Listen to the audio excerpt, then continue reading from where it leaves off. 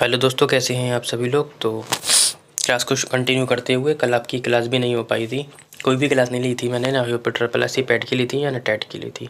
इसकी वजह ये थी कि कल तबीयत ठीक नहीं थी। ठीक है, आज भी शुक्र है अभी तो ठीक हूँ फिलहाल, इसलिए मैंने ये क्लास ले ली है। अच्छा, जो बच्चे भी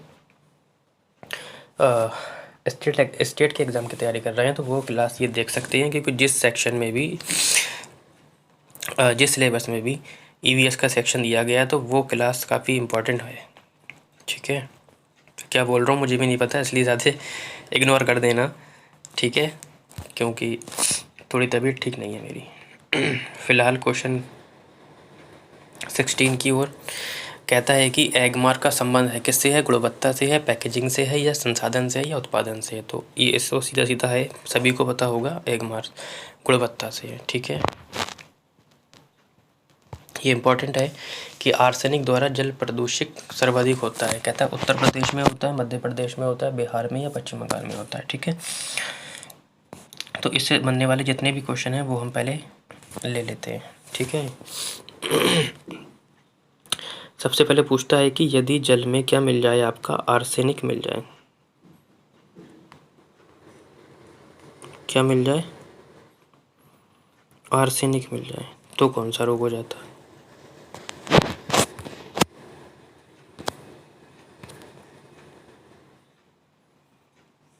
एक मिनट, यदि जल में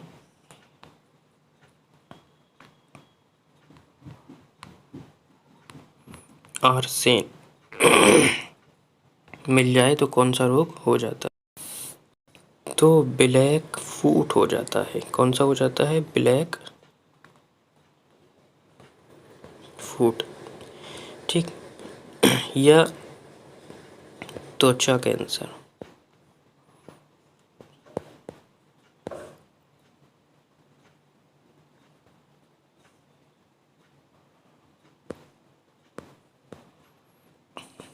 ठीक, दूसरा है यदि जल में पारा, जैसे हम क्या बोलते हैं, मरकरी, ये मरकरी मेटल होती है और मेटल जो होती हैं ठोस होती हैं, लेकिन ये अपवाद है। ठीक है, ये पॉइंट याद रखना, इससे मिनीमाता हो जाता है आपको। ठीक, तीसरा, यदि जल में कैडमियम मिल जाए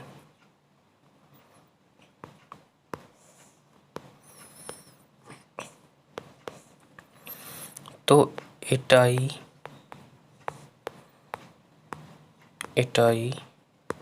रोग हो जाता है। चौथा, यदि जल में नाइट्रेट मिल जाए तो हमें ब्लू बेबी सिंड्रोम हो जाता है।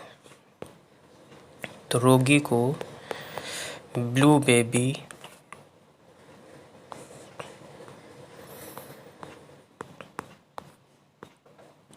सिंड्रोम हो जाता है। ठीक, समझ लीजिए एक बार कि यदि जल में आर्सेनिक मिल जाता है तो रोगी को ब्लैक फुट या त्वचा कैंसर हो जाता है। दूसरा, जल में यदि पारा या मरकरी मिल जाए तो मिनीमाता रोग हो जाता है। पारा या मरकरी जो होती है आपकी मेटल होती है, मेटल जितनी होती हैं सारी की सारी ठोस होती हैं, लेकिन ये इसका अपवाद है, ये हमारी कहती होती है लिक्विड होती है। ठीक, जल में अगर कैडमियम मिल जाए तो इटाई रोग हो जाता है। जल में अगर नाइट्रेट मिल जाए तो ब्लू बेबी सिंड्रोम हो जाता है, ब्लू बेबी सिंड्रोम हो जाता है। अब हम क्वेश्चन की तरफ आ जाते हैं अपने। कहता है कि आर्सेनिक द्वारा जल प्रदूषक सर्वाधिक होता है, तो सबसे ज़्यादा कहाँ पर होता है बेटा, पश्चिम बंगाल में। ठीक, आगे बढ़ते हैं। कहता है कि वन्य जीव सुरक्षा अधिनियम पारित किया गया था 1960 में, 1972 में, 1962 में, या 1975 में। सभी को पता होगा कि 1972 में। ठीक है, कहता है कि दूध से दही बनने की प्रक्रिया को क्या कहते हैं। तो इसका आंसर डायरेक्ट बता देते हैं, सभी को पता होगा, किडबन बोलते हैं। जीवाणु का नाम क्या होता है, लैक्टोबैसिलस होता है। कहता है किस देश के संविधान से मौलिक कर्तव्य को लिया गया है, जर्मनी से, यूनाइटेड किंगडम से, रूस से, या यूएसए से।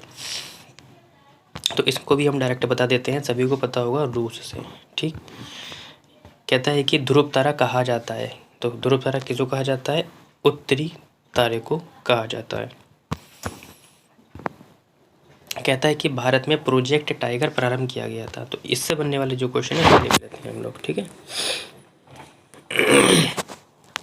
सबसे पहले है आपकी शेर परियोजना।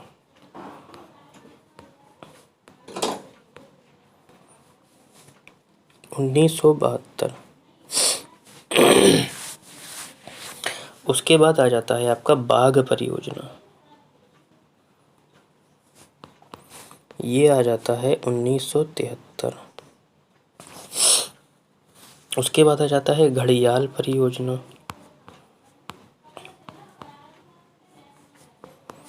ये आ जाता है 1974 में। उसके बाद मगर प्रजनन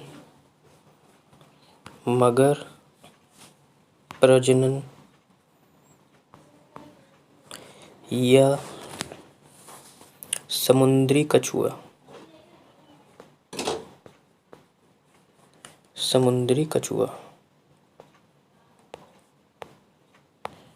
परियोजना 1975। ये दोनों 1975 में, इसलिए मैंने एक साथ इंक्लूड कर दिया है इन्हें। उसके बाद मगरमच्छ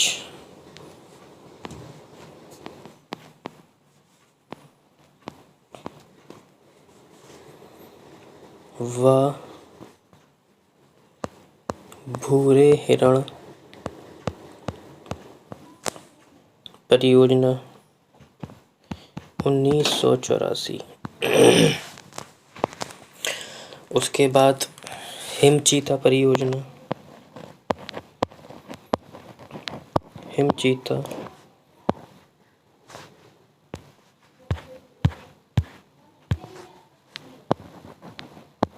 परियोजना 1987, ठीक है। एक बार आप लोग स्क्रीनशॉट ले लीजिए। एक और रह गया, वो मैं आपको बता दूं। समझ लीजिए, शेर परियोजना 1972 में आई थी, बाघ परियोजना 1973 में आई थी, घड़ियाल परियोजना 1974 में आई थी, मगर प्रजनन या समुद्री कछुआ परियोजना 1975 में, मगरमच्छ पर भूरे हिरण परियोजना 1984 में, हिमचीता परियोजना 87 में आई थी। एक रह गई है, चलो वो इधर ही मेंशन कर देता हूँ मैं।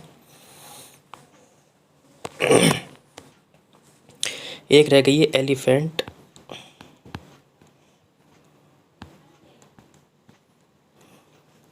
परियोजना।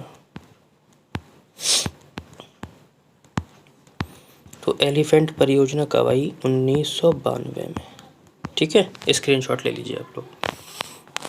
अब हम अपने क्वेश्चन की तरफ आ जाते हैं। कहता है कि भारत में प्रोजेक्ट टाइगर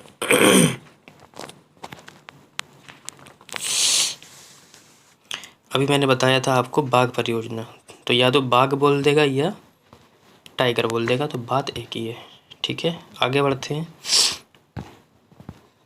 कहता है कि अच्छा क्वेश्चन है, फूलों की घाटी अवस्थित है या स्थित है कहाँ पर है? जम्मू कश्मीर में, हिमाचल प्रदेश में, उत्तराखंड में, सिक्किम में। तो कहाँ पर है?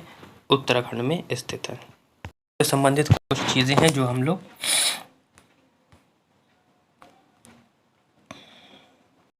समझ लेते हैं। फिलहाल हमारा ऑप्शन हो जाएगा उत्तराखंड, ठीक। अब इसमें जो पॉइंट बनने वाले हैं बेटा हम बोले रहते हैं।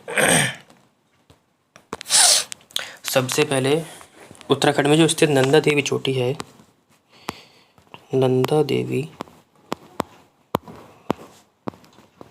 चोटी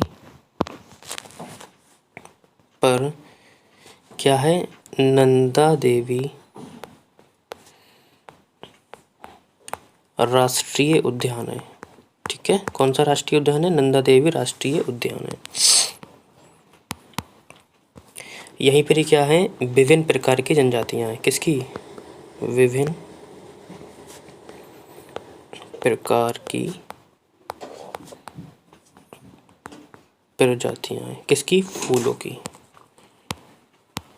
ठीक। इसकी स्थापना 1982 में हुई थी।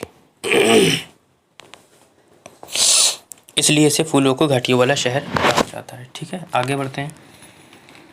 ये सिंपल सा क्वेश्चन है, इसमें ज़्यादा पढ़ने की ज़रूरत नहीं है। कहता है कि एक वयस्क मानव में कुल अस्थियों की संख्या 206 सभी को पता है। ठीक, आज हम 25 ही क्वेश्चन लेंगे, सॉरी 10 ही क्वेश्चन लेंगे क्योंकि तबीयत थोड़ी ठीक नहीं है, बोल भी नहीं मिल पा रहा है। ग्रीन पीस इंटरनेशनल का मुख्यालय कहाँ स्थित है? न्यूयॉर्क में, एम्स्टर्डम में, सिडनी में या नागासाकी में? तो ऑप्शन हो जाएगा आपका एम्स्टर्डम में। तो आपके क्वेश्चन कितने ठीक हुए हैं कमेंट सेक्शन में ज़रूर बताएं, और क्लास के क्वेश्चन की सीरीज़ आपको कैसी लग रही है बेटा, ये भी कमेंट सेक्शन में ज़रूर बताया करें। अब हम आपके लिए इतना कर रहे हैं तो आप लोग कमेंट सेक्शन तो बता ही सकते हैं कि कैसे सीरीज़ लग रही है।